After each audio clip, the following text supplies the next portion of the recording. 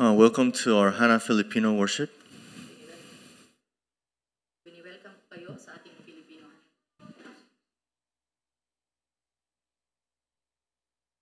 I think it's vocal 5. Can you talk? Hello? Hello? Okay. Welcome to our Hana Filipino worship. Welcome ko kayo sa ating Hana Filipino Worship. I hope that through worship, you receive grace and answers from the Word. Nawa, sa pagsambang ito ay tunay niyong matanggap ang grasya at kasagutan sa loob ng salita. Today's title is a battle that does not end. Ang pamagat sa araw na ito ay isang laban na hindi natatapos. We read 1 Samuel chapter 15, verse 1 to 9. At binasa natin ang nasa unang Samuel 15, 1 hanggang 9. We need to be always spiritually awakened. Dapat tayo ay maging mga espiritual na gising. In other words, we need to be awake. Ibig sabihin tayo ay dapat maging gising. What does that mean? Ano ang kahulugan nito? It doesn't mean that we need to know more. Hindi nangangahulugan dapat mas marami tayong alam. We think that knowing more means to be spiritually be awakened. Iniisip natin kung tayo ay mas maraming alam, tayo ay mas espiritual na gising. Instead of knowing more, you need to see what are the spiritual reality surrounding me right now. Ibig sabihin na imbis na magkaroon tayo ng mas maraming kaalaman, dapat tayo ay magkaroon ng espiritual na nakikita natin ang realidad. So what is our spiritual reality? Ano ang ating espiritual na realidad? For sure, God exists. Ang katotohanan, ang Diyos ay nabubuhay. Right? God is alive, right? Buhay ang Diyos. But we cannot see it. Ngunit hindi natin siya nakikita. But it is a spiritual reality. Ngunit ito ay espiritual na katotohanan. So what is the other spiritual reality that we should know is Satan's existence. At ang isa pang dapat nating malaman ay na si Satanas ay totoong nabubuhay. Many Christians, when they hear about Satan, some of them are afraid, right? Maraming mga Kristiyano kapag naririnig nila ang salitang Satanas, sila ay natatakot. In religious belief, or people that are having a religious life, they don't like to hear about Satan. Ang mga sa mga mayroong relihiyosong pamumuhay at sa relihiyosong pananaw, ayaw nilang makinig patungkol kay Satanas. Why? Bakit? Because they think that if you listen about Satan, you're gonna be cursed. Pagkat iniisip nila na kung ikaw ay nakikinig tungkol kay Satanas, ikaw ay masusumpa. Oh, don't talk about it, don't talk about it. Like that. Don't talk about it.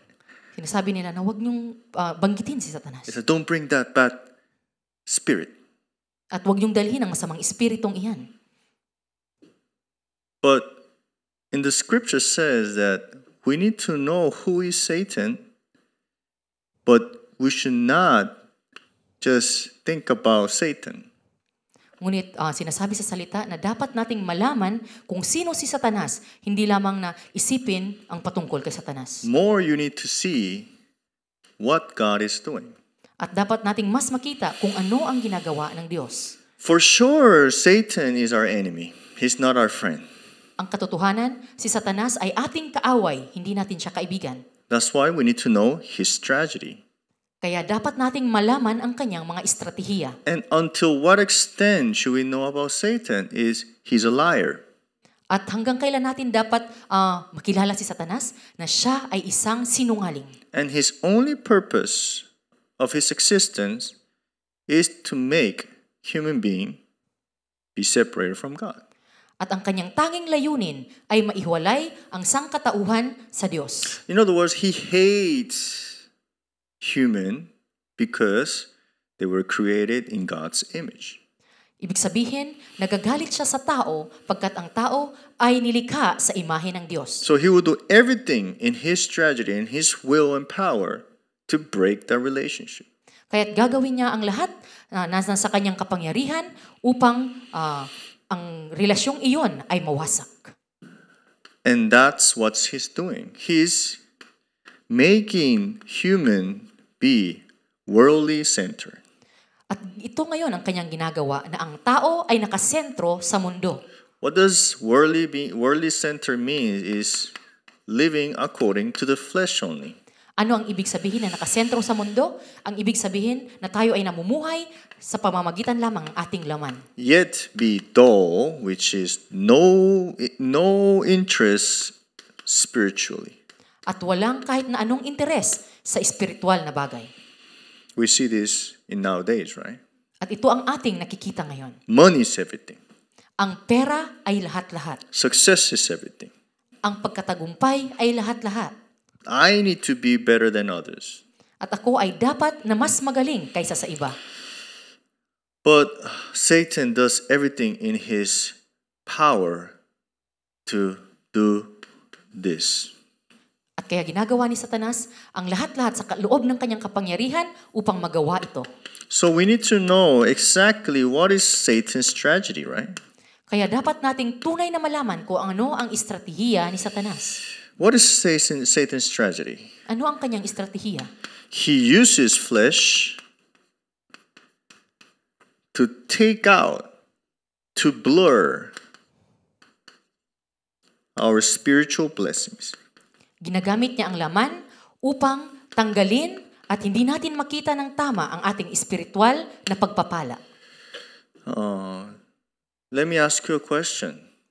Gusto kong tanungin kayo. Whom will Satan attack more? Sa tingin ninyo, sino ang mas aatakihin ni Satanas? Non-believers or believers? Ang mga hindi mananampalataya o ang mga mananampalataya? Who do you think he will attack more? Sino sa tingin nyo ang kanyang aatakihin? Believers, right? Ang mga mananampalataya, di ba?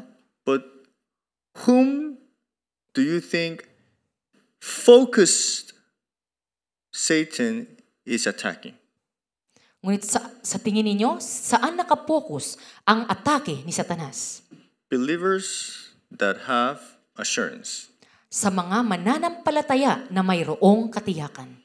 Do you know what I mean? Naiintindihan nyo ba ang aking sinasabi? Because he cannot take away our salvation.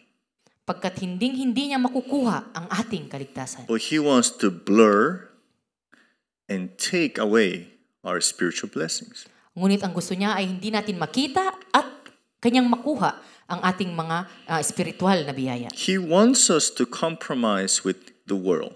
Ang gusto niya ay magkompromiso tayo sa mundo. He distracts us with physical needs At gusto niyang guluhin tayo sa mga pisikal na mga bagay. and problems so that we lose sight of our true blessings. At ang mga problema upang hindi natin makita ang mga tunay na biyaya para sa atin. So what is Satan's strategy? He attacks our weaknesses. Ano pa ang estratehiya ni Satanas? Kanyang laging inaatake ang ating mga kahinaan. But where? In the flesh. Nasaan ito? Sa ating laman. How he attacks us? Paano? Using and touching our greed. Unang-una, ang ginagamit niya ay ang ating kasakiman. Everyone has greed. Ang lahat ay mayroong kasakiman. You don't need to teach a little kid greed, and the kid knows what's greed. Kahit hindi mo turuan ang isang maliit na bata tungkol sa kasakiman, ngunit makikita mo na mayroon siyang kasakiman. You find a baby, and you want a candy, he opens his first hand. Right? Kung may nakikita kang isang sanggol at alukin mo siya ng isang candy, agad niyang ibubukas ang kanyang mga kamay. And you give them so much that this kid can just have it in one hand, right? At pag binibigay mo yan sa kanya, dapat niyang makuha yon sa kanyang isang kamay lamang. And ask, do you want more? At kung tatanungin mo siya kung gusto niya pa, And the kid says, yes. at sasabihin ng bata na oo, gusto niya pa. What does the kid do? He extends his empty hand. He doesn't throw away his candy that is in his holding hands of the candy. He extends his empty hands. At ang kanyang gagawin ay bibigay niya ang kanyang isang kamay na walang laman. At yun ang hindi niya itatapon ang candy na nasa kabilang kamay niya. And you can ask again, do you want more? At tatanungin mo ulit siya kung gusto niya pa. The kid will say, yes. At sasabihin ng bata na, oo, gusto niya pa. Both hands full of candies. What the kid's gonna do?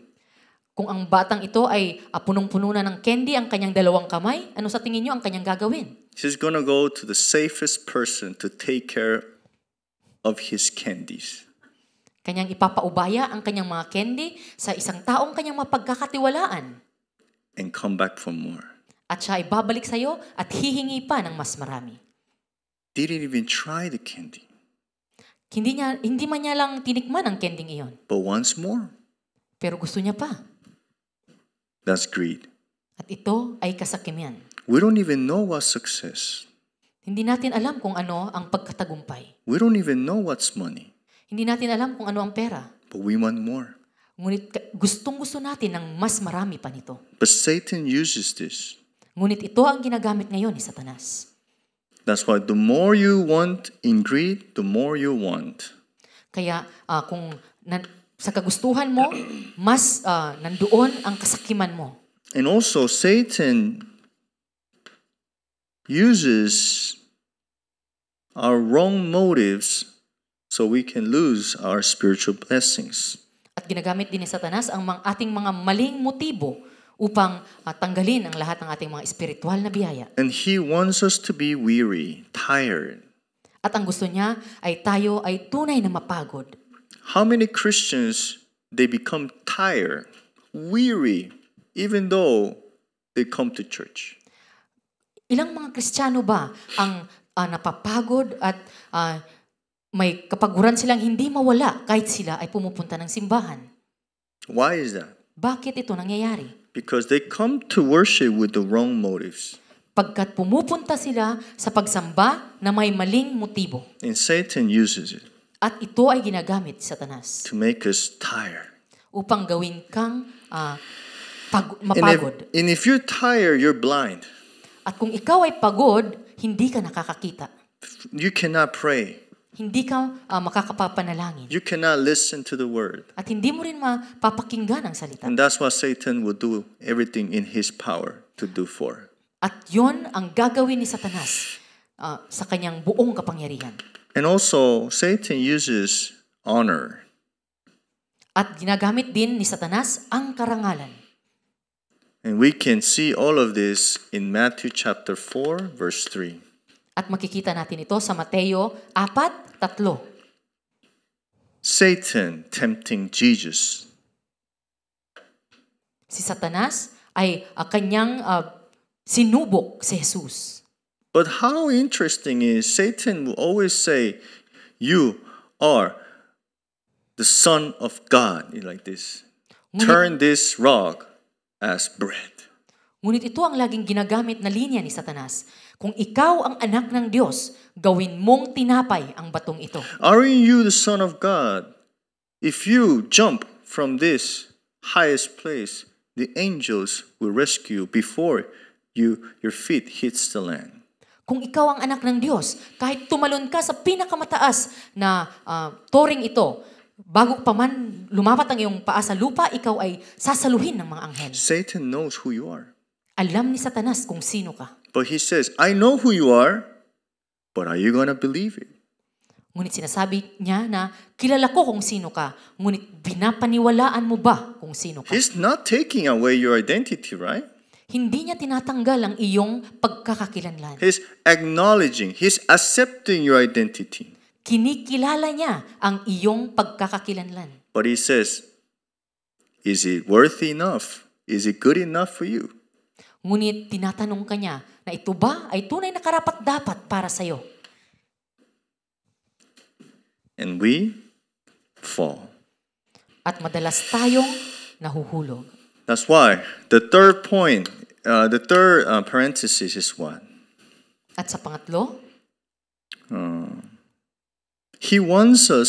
Satan wants us to live according to our own standards.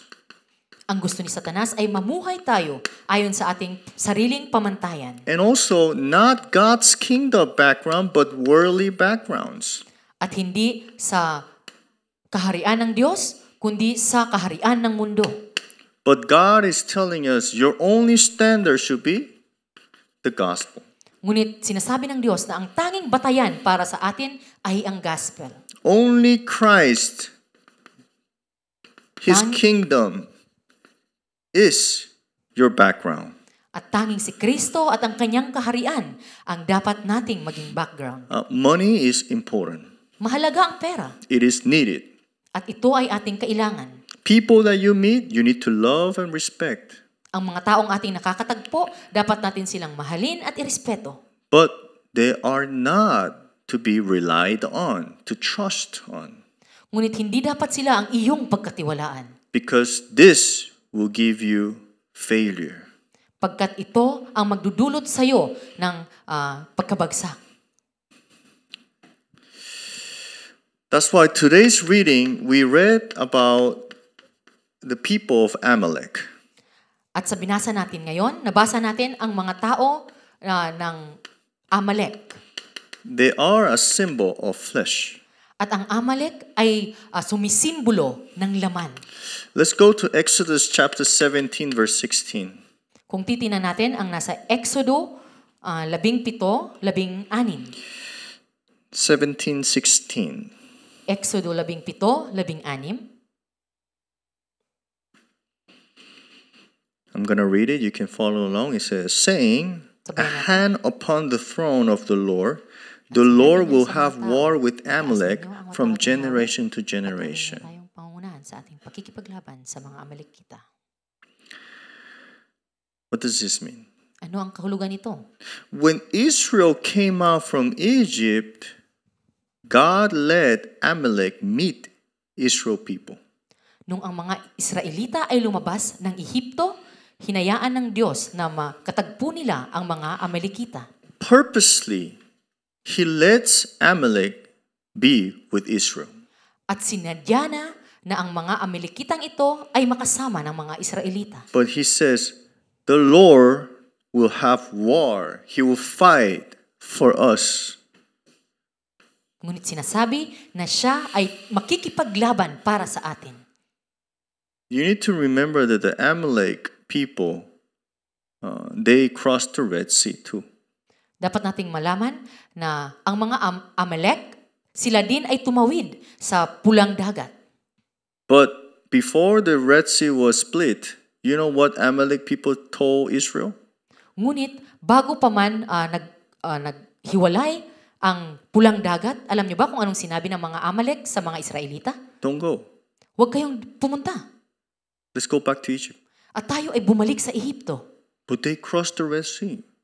Ngunit sila din ay tumawid sa pulang dagat. And in the wilderness, Amalek people was also with Israel. At nung ang mga Israelita ay nasa parang, ang mga Amalek ay nandoon din. Why? Bakit?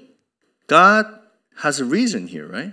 Merong dahilan ang Diyos dito. Same thing, God gave us this flesh. Katulad din kung paano binigay sa atin ng Diyos ang lamang ito. We don't like it. Hindi natin ito gusto. We hate it. Ito ay ating kinagagalitan. We want to be perfect, Gusto nating maging perpekto. but our flesh doesn't allow it. Ngunit ang lamang ito ay hindi pinahihintulutan na tayo maging perpekto. But why God lets us be like this? Ngunit bakit hinahayaan ng Diyos na tayo ay maging ganito? It is painful, right? Ito ay masakit para sa atin. The only reason why God let behind or leave Amalek people to Israel is to train them for one reason. Ang tanging dahilan kung bakit hinayaan ng Diyos na ang mga Amalek ay kasama ng Israelita ay upang sila ay masanayin patungkol sa isang bagay. Only Christ. Ang tanging Kristo. This is why God trains us. Ito ang dahilan kung paano bakit tayo patuloy na sinasanay ng Diyos. It means Amalek is in us too. Ibig sabihin, ang Amalek ay nasa sa atin. There's something in us that we want to do according to our flesh. Meron tayong gusto nating gawin na nakabatay sa ating laman. But God knows your struggle right now. Ngunit alam ng Diyos ang iyong pinagdadaanan ngayon. And He's telling us, like we read today, I will have war with Amalek. At kagaya ng sinabi niya sa kanyang salita ngayon, siya ang makikipaglaban sa mga Amalek. Are you going to believe this or not? Ito ba ay paniniwalaan mo o hindi? If you don't believe it, you will fight with your own power, Amalek.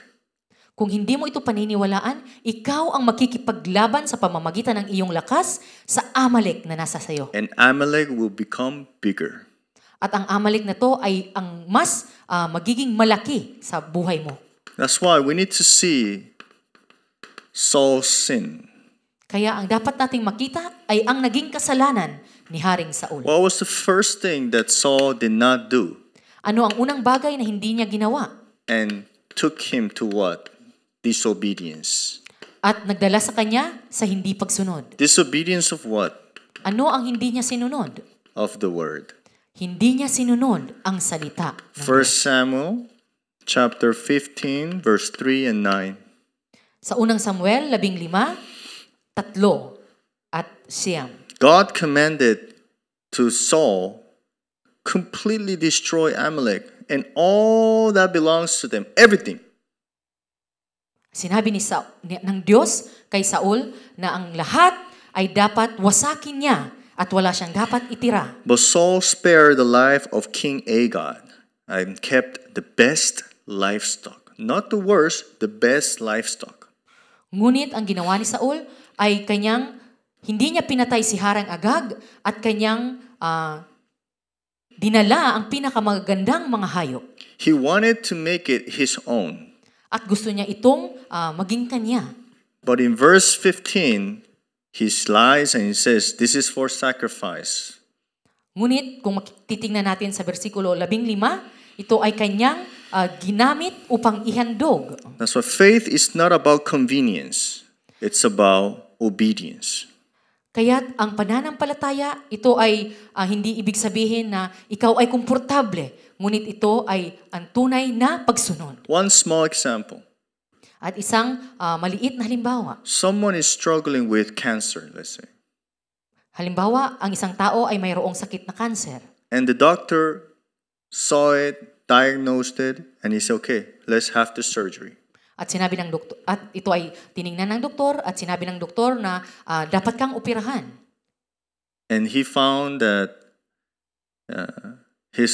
the cancer is in this specific part of the body. At nakita ng doktor na ang kanser na iyan ay nasa parting iyan ng katawan. But the doctor is like, okay, I'm just going to remove 99% of the cancer and leave just 1%. At kung sinabi ng doktor na, sige, tatanggalin ko ang 99% ng kanser na yan at aking iiwan ang 1%. And he closes and stitch it up. At kanyang tinapos na ang operasyon. What's going to happen? Anong mangyayari? That 1% will kill that person again. Ang mangyayari ay ang 1% na natirang iyon ang siyang papatay sa taong iyon. God is telling Israel that unbelief eventually will distract you and give you disobedience. Ang gustong sabihin ng Diyos sa mga Israelita na ang hindi pagsunod na ito, ang hindi pananampalatayang ito, ang magdudulot sa inyo na hindi kayo maniwala. God is not saying like, oh, kill everybody. Hindi sinasabi ng Diyos na patayin lahat. God is loving us, telling us, you want to obey. You need to get rid of all the unbelief that it can really affect your faith. Ngunit ang gustong sabihin ng Diyos, dahil sa sobrang pagmamahal niya sa atin, na kung gusto mong sumunod, dapat tanggalin mo sa buhay mo ang lahat ng mga bagay na makakaapekto sa iyong pananampalataya. How many times have we said to God, why God you take this away from me? Why God you make this happen? How many times we say this? Ilang beses mo na bang natanong sa Diyos na, Panginoon, bakit mo ito tinanggal sa akin? Bakit ito nangyari sa akin? Many times, right? Napakaraming pagkakataon na. We barely say, when God takes away, oh, thank you, God. We barely. Hindi natin nasasabi sa Diyos na, Panginoon, maraming salamat pagka tinanggal mo ito sa akin. We only say thank you, God, when bad things God take away. Ngunit ang nagpapasalamat lang tayo sa Diyos kung may natatanggal na mga masasamang bagay sa buhay natin. Saul also had excuses and lies. Si Saul ay may maraming mga palusot at kasinungalingan. Look at what he does when Samuel said, "You're not doing what God said." He starts to blame the people. Anong sinabi niya? Nung sinabi ni Samuel sa kanya na hindi mo ginagawa ang sinasabi ng Diyos, ang kanyang ginawa ay sinisi niya ang mga tao. And look at what 15 verse 15 says. He says to Saul says, "Your God." He says like this. At sinabi niya kay Samuel na ang iyong Panginoon. Not our God. He says, "Your God." Sinabi niya kay Samuel na ang iyong Panginoon, hindi ang ating Panginoon. How scary is this, right? Ito ay nakakatakot. In other words, you say, "Why, God, you do this to me?" Same word, same thing. Parang katulad na tinatanong mo ang Diyos na, Panginoon, bakit mo ito ginagawa sa akin?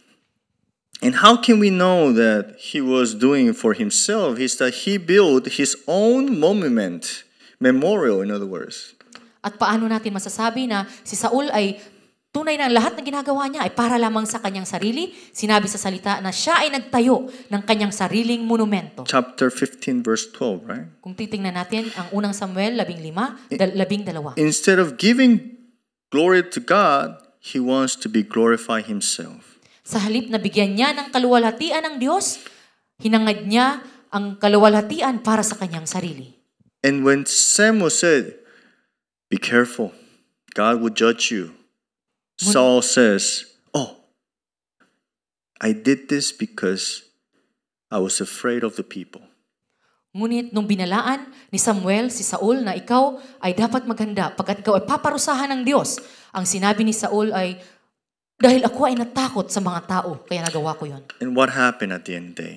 At ano ang naging resulta? God said, "I regret that I made Saul king." 1 Samuel 15,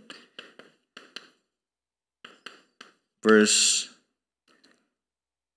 11 and 35. Ang sinabi ng Diyos ay nang hinayang siya na ginawa niyang hari si Saul. Kung titingnan natin, ang nasa 11 at 35 na bersikulo. In Genesis 6:6 also, God says, I regret that I have created man. Kung babalikan natin ang sa Genesis 6:6, sinabi ng Diyos na siya ngayon ay nanghihinayang kung bakit niya ginawa ang tao. So, someone told me, then God made a mistake. At merong nagtanong sa akin, dahil doon, nagkamali ang Diyos. What do you think? Ano sa tingin nyo? God said he was very happy to create man, but then he says, I regret making this man. Ano sa tingin nyo? Sinabi ng Diyos na siya ay napakasaya nung kanyang nagawa ang tao, ngunit ngayon sinasabi niya na siya ay nanghihinayang dahil kanyang ginawa ang tao. Same thing. God raised Saul, and now he regrets to make Saul king. Kung titingnan natin, parang katulad na bagay na kanyang ginawang hari si Saul, ngunit ngayon siya ay nanghihinayang kung bakit niya ginawang hari si Saul. How are you going to interpret this? Paano niya ito maiintindihin? Today we don't have time, but you need to understand that God is not just changing his mind. Dapat nating maintindihan na hindi lamang na nababago ang iniisip ng Diyos. The word regret in Hebrew is naham. Ang salitang panghihinayang ay sa Hebrew ay naham. Naham means he wept. Ibig sabihin, ito ay tunay niyang, labis niyang ikinalungkot. To make repent, to turn back. Ibig sabihin na magsisi at bumalik. Also, the word regret also has relation with naham. At ang salitang ito na nanghihinayang ay nakaugnay sa salitang naham. God is regretting one thing. His Saul and God, they had a relationship, right? Ito lang ang pinaghihinayangan ng Diyos. Si Saul at ang Diyos ay mayroong relasyon. Right? Di ba? But sin separated this relationship. Ngunit dahil sa kasalanan, ang relasyong ito ay nawasak. What made Adam and Eve being separated from God? Ano ang naging dahilan ng pagkalayo ni Adan at ni Eva sa Diyos? Eating the tree? Ito ba ay nung kinain nila yung prutas? The tree was sin? Yung prutas bang iyon ang kasalanan? No. Hindi. They disobeyed God's word. Hindi nila sinunod ang salita ng Diyos. So God is in pain looking that Saul now is separated from him. Ang Diyos ay labis na nalulungkot nung nakita niya na si Saul ngayon ay nakahiwalay na sa That's kanya. what it means when he's saying he regret raising Saul as king. At ito ang kanyang ibig sabihin nung sinabi niya na nanghihinayang siya na kanyang ginawang hari si Saul. But God's decretive will, in other words, 작정된 뜻, decretive will go on no matter what happens. Ibig sabihin na kung ano ang diniklara ng Diyos na kanyang kagustuhan, yon ang magaganap. Because through David, who will come? Messiah. Sinabi niya sa pamamagitan ni David, dadating ang Misaya. In other words, God's first plan was not Saul, right? Ang unang tunay na plano ng Diyos ay hindi si Saul. His first plan, his decree, in other words, was through David, Messiah will come. Ang tunay at pinakauna niyang diniklarang kautusan na ang Misaya ay manggagaling kay Haring David. You need to hold on to that, not to the changing of the process of God's fulfilling His decree. Ang dapat nating panghawakan ay yung tunay na kagustuhan ng Diyos, hindi ang proseso na nangyayari In other words, papunta doon. God is doing everything in His allowing a lot of things so His decree be fulfilled. Ang ibig sabihin na ang lahat ay hinahayaang mangyari ng Diyos upang ang tunay niyang kagustuhan ay magkaroon ng katotohanan. That's why the conclusion is very simple. At sa ating konklusyon, ito ay simple lamang. Don't just react to problems. Hindi, kung mayroong problema, wag kang agad-agad na mag-react sa problemang ito. Oh, something happened, I pray. Mayroong nangyari, kaya ako ngayon ay mananalangin. A problem came, I concentrate. Mayroong problemang nangyari, kaya ako ay magkakaroon ng konsentrasyon ngayon. You need to minimize reaction. You need to now live in Christ. This is what you need to do. Ang tunay nating dapat gawin ay mamuhay sa loob ni Kristo. You need to understand that. At ito ang dapat nating maintindihan. If you live in Christ, even though something happens out of sudden, who is with you? Christ. Kung ikaw ay tunay na namumuhay sa loob ni Kristo, kahit ano pa man ang mangyari, sigurado ka na ikaw ay nasa loob ni Kristo. Let me ask you one more question. Gusto ko pang tanungin ang isang katanungan ito. What makes you worry most when sudden things happen, right? Ano ang tunay na nagpapaalala sa'yo kung merong mga nangyayari ng bigla, di ba? If you know it's gonna happen, you're not gonna worry so much, right? You're gonna prepare well before it happens, right? Kung alam mo na mangyayari ang bagay na ito, hindi ka masyadong mag-aalala, di ba? Dahil ikaw ay maghahanda. But in our life, sudden things happens more than what we expect. Ngunit sa buhay na ito, maraming mga bagay na bigla na lamang nangyayari kaysa sa mga bagay na inaasahan na natin. But within that, if you live like this, you're gonna be tired. Ngunit kung ikaw ay mamumuhay ng ganito, ikaw ay tunay na mapapagod. You're gonna be in ups and downs. Ang buhay mo ay magiging taas at baba, taas at baba. You need to live in Christ now. Ang tunay na dapat nating gawin ay mamuhay sa loob ni Kristo. But this, you cannot do it with your own will and strength. Ngunit hindi ito nating kayang gawin sa pamamagitan ng ating pangsariling lakas at kagustuhan. Always remember this. Dapat nating tandaan, You need to really hold on to God's tremendous blessings, spiritual blessings. ang dapat mong panghawakan ay ang tunay na spiritual na pagpapala na galing sa Diyos. Don't let small things take away your blessings. Huwag mong hayaan ang mga maliliit na bagay na ito ang kumuha ng mga tunay na biyayang para sa Don't let iyo. it happen. Huwag mong hayaan. Wait Dapat ikaw ay tunay na magantay in God's time. sa tamang oras ng Diyos. Okay? You need to do it. Ito ang dapat mong gawin. And God will show you what is to live in Christ.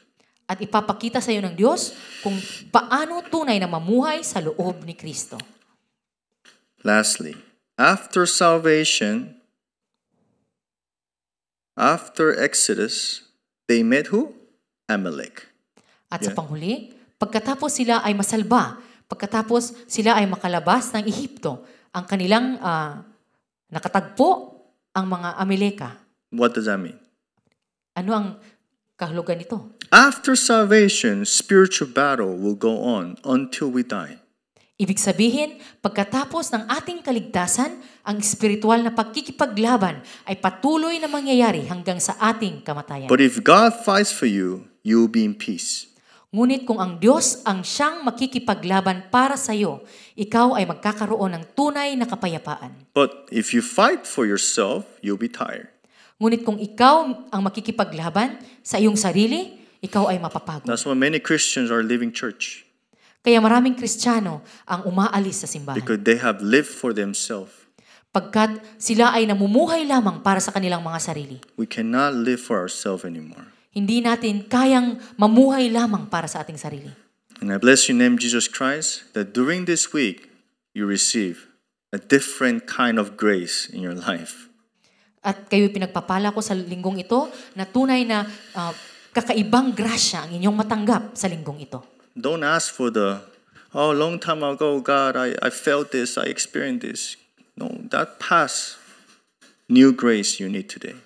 Huwag mong hangarin ang mga nakaraan, ang grasya ng nakaraan. Ang dapat mong hanapin ay ang grasya ngayon. Let's pray. Tayo manalangin. God, thank you very much. Bless your people.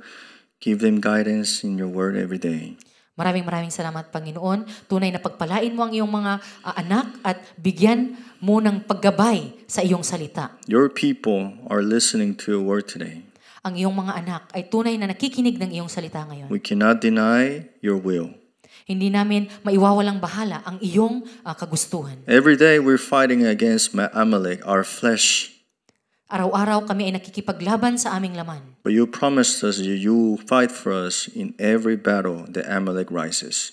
Ngunit ipinangako mo na ikaw mismo ang makikipaglaban sa lahat ng nangyayaring pakikipaglaban ng Amalek na nasa amin. Let us rest in you alone.